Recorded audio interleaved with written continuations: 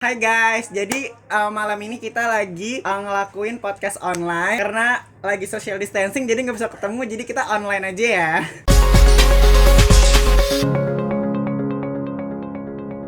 Gue sangat excited karena hari ini kita akan ngebahas perspektif wanita mengenai pria. Hai, kenalin nama gue Vera Amelia. Gue mau nanya nih, pertanyaan pertama, gimana sih menurut lo cowok itu kayak gimana sih cowok di mata cewek? Karena cowok itu dia tuh masih belum dewasa ya, masih belum jadi pria yang seutuhnya gitu. Kadang masih ada juga yang bersikap kekanak-kanakan gitu, masih ada yang bocah, tanggung jawabnya masih kurang. Kalau laki-laki di sini setidaknya tuh udah kayak punya tingkatan di atas si cowok itu.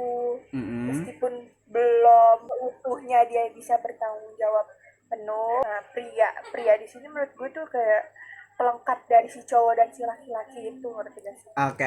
Pria di sini ya yang Tingkatan tertinggi dari seseorang yang mempunyai kelamin itu berarti pria ya. Definisi brengsek di mata lo itu kayak gimana sih, yang kayak gimana? Cowok brengsek itu yang kayak gimana?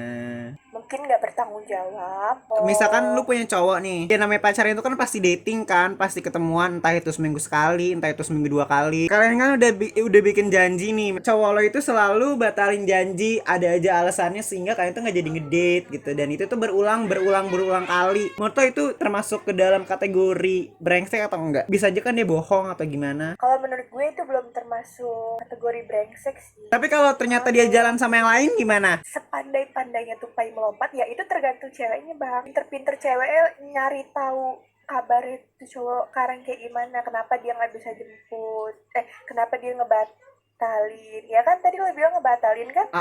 Berarti itu salah cewek yang nggak mau cari informasi ataupun yang nggak peka dalam keadaan gitu. Nggak sepenuhnya salah cewek juga. Nah, berarti kan banyak nih cewek-cewek yang bilang, ih brengsek banget itu cowok gitu kan. Berarti itu sebenarnya itu cowoknya yang brengsek atau ceweknya yang nggak tahu cara main sama itu cowok. Bisa jadi cewek yang terlalu bego Kalau gitu. menurut gue dua-duanya bisa jadi. Nah di satu sisi cowoknya yang dan si Asik. ceweknya mau aja gitu, maksudnya ya iya aja ya, itu pengalaman gue. Mungkin karena ceweknya itu mau mengerti kali ya, mau mengerti, tapi pengertiannya itu disalahgunakan oleh si cowok. Sananya pacar brengsek, terus lu tetap Emang emang terus lu tuh tetap mau bertahan. Nah, kira-kira apa sih alasan wanita bertahan oleh cowok yang brengsek gitu? satu ini kisah nyata banget, mungkin karena Bodoh kali ya. udah sayang kali ya. Berarti sayang jadi Karena patokan kita utama tulus, gitu. ya kita juga tulus ke dia. Nah, kalau kan gue sama dia tuh sempet kayak bikin bukan perjanjian sih, kayak pernyataan aja gitu. Pakai materai. Nah ya gue dari sisi gue berusaha enggak, emang Dilan.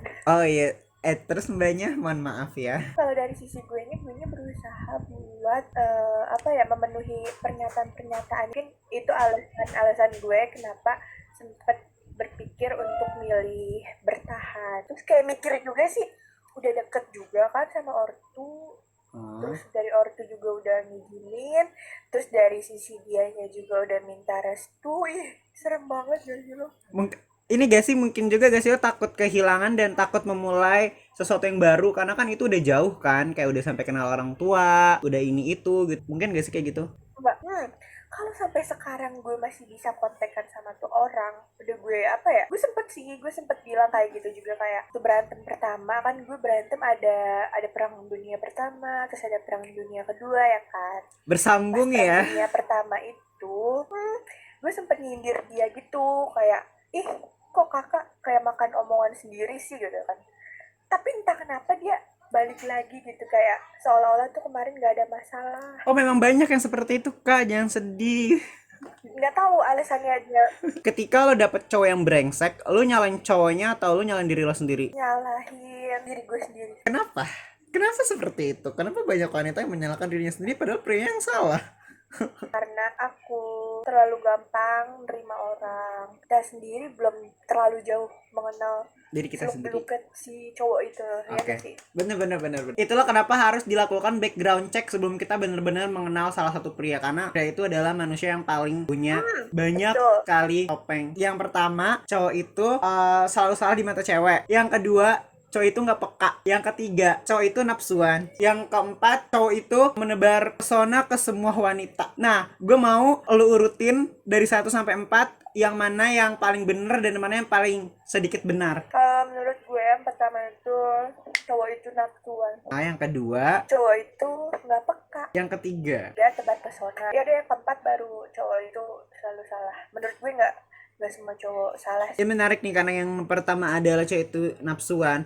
Menurut lo apakah semua cowok begitu atau tergantung dari cowoknya? Mostly cowok gitu ya Gue guys. yakin semua cowok gitu sih. Ya. Kalau nggak punya nafsu nggak normal tuh cowok. Iya, benar-benar. Bagaimana tips dari lo agar seorang wanita tuh tidak disakiti oleh pria? Jangan terlalu gampang deh terima pria gitu aja.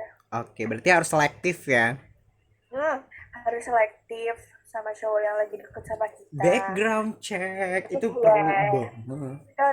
Kita harus ngelakuin background check. Ah, itu parah sih, itu penting banget background check. Itu harus, karena nggak semua pria itu dapat mempertanggungjawabkan apa yang diperbuat. Oke, jadi kesimpulan dari perbincangan kita malam ini adalah jadi wanita itu harus selektif dan jadi pria itu jangan jalalatan. Semoga wanita-wanita di luar sana dibukakan pintu hatinya agar dapat memilih pria yang benar-benar baik. Untuk semua yang nonton ini, semoga kalian diberikan pria terbaik dan semoga kalau kalian pria, kalian juga jadi pria yang terbaik. Thank you ya, sampai berjumpa di podcast selanjutnya.